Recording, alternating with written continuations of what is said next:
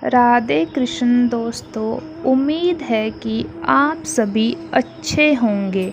अगर आप हमारे चैनल पर नए हो तो हमारे चैनल को लाइक, शेयर और सब्सक्राइब करना ना भूलें ताकि हमारी भक्ति से जुड़ी जितनी भी नोटिफिकेशन है वो आप सभी तक पहुँचे।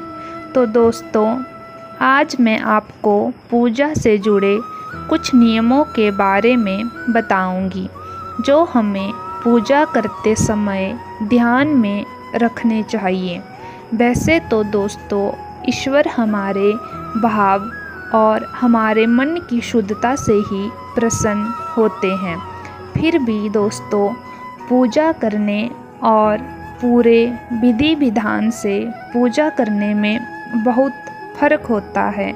पूजा करने और भगवान को प्रसन्न करने के लिए कुछ नियम और कायदे बने होते हैं जिनका पालन करने से घर में संपन्नता बनी रहती है।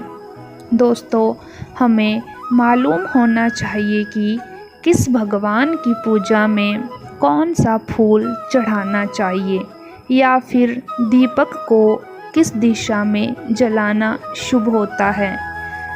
इसके साथ साथ दोस्तों, हमें किस दिन तुलसी के पत्ते नहीं तोड़ने चाहिए या रविवार को किस पेड़ पौधों को जल नहीं देना चाहिए।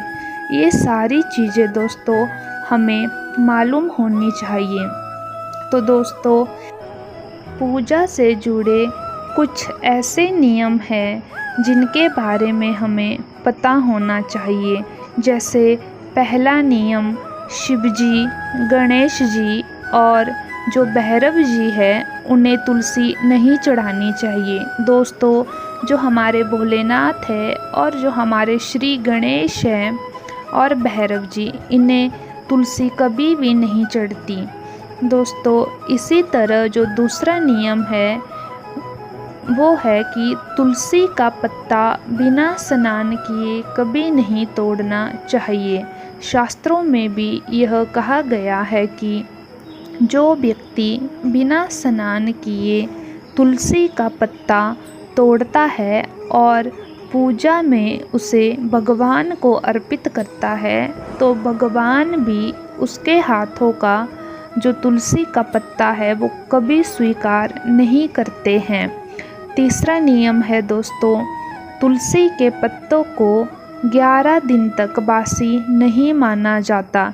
इसीलिए हम तुलसी के पत्ते को 11 दिन तक उस पर पुनः जल छिड़ककर भगवान को अर्पित कर सकते हैं। इसी तरह दोस्तों, चौथा नियम है रविवार, एकादशी, द्वादशी, संक्रांति तथा संध्या काल में तुलसी के पत्ते को कभी नहीं तोड़ना चाहिए।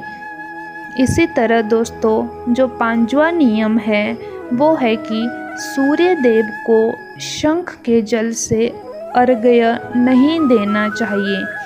छठा नियम है सूर्य, गणेश, दुर्गा, शिव और विष्णु, ये जो देव है वो पंचदेव कहलाते हैं। इनकी पूजा सभी कार्यों में अनिवार्य रूप से की जानी चाहिए। प्रतिदिन पूजन करते समय इन पंचदेव का ध्यान करना चाहिए। इससे लक्ष्मी कृपा और समृद्धि प्राप्त होती है। तो दोस्तों, इसी तरह सातवां नियम है माँ दुर्गा को दूर्वा। दोस्तों, जो दूर्वा है यह एक प्रकार की घास होती है जो माँ दुर्गा को कभी नहीं चढ़ती। ये जो घास है ये सिर्फ श्री गणेश को विशेष रूप से अर्पित की जाती है। तो दोस्तों, आठवां नियम है दूर्वा जो ध्रुव होती है उसे रविवार के दिन नहीं तोड़ना चाहिए। इसी तरह नौवां नियम है बुधवार और रविवार को पीपल के वृक्ष में जल अर्पित नहीं करना चाहिए। तो दोस्तों, 10वां नियम है गंगा जल को प्लास्टिक की बोतल अर्थात किसी अपवित्र धातु के जो बर्तन होते हैं जैसे एल्युमिनियम, लोहा, इन सभी बर्तनों में नहीं रखना चाहिए। इन्हें शास्त्रों के अनुसार बहुत ही अशुभ माना जाता है। गंगा जल के लिए तांबे का बर्तन बहुत ही शुभ माना जाता है।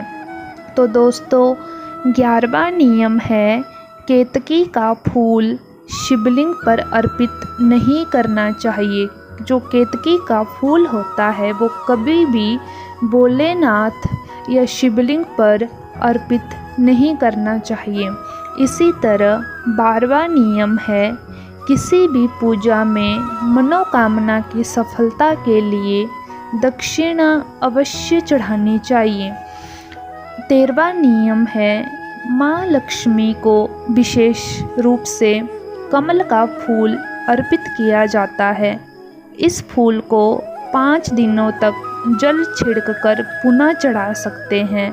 और 14वां नियम है हमेशा इस बात का ध्यान रखें कि कभी भी दीपक से दीपक नहीं जलाना चाहिए।